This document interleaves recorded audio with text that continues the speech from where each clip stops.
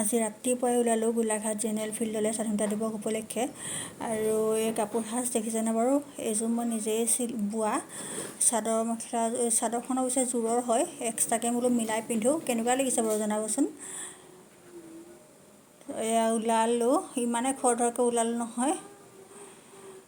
তাৰপিছত এয়া দেউতাকে নিউজৰ কাৰণে আহিছিলে আৰু লগতে ময়ো ওলাই দিলোঁ।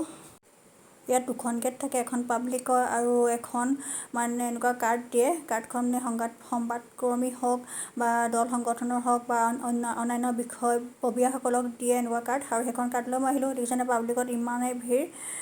ভাগ্য ভাল যে দেউতাকৰ কাৰ্ডখন লৈয়ে মই আহিলোঁ, যে ধুনীয়াকৈ ইয়াত বহি থাকিব পাৰিছোঁ। তাৰপিছত এয়া অজন্তা নেওগ বাইদেউ আহি পাই গ'ল।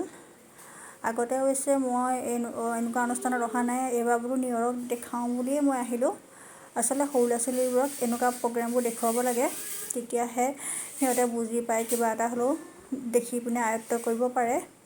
আৰু এয়া পেকেট লাঞ্চ দিলে। তাৰপিছত এয়া খাই কৰি আৰু আহিলোঁ। বেছি দেৰি থাকিবলৈ নহ'ল, দেউতাহঁতৰ নিউজ কৰি হৈ গ'ল। গতিকে বেলেগ কামো আছিলে, সেইকাৰণে আমি গুচি আহিলোঁ।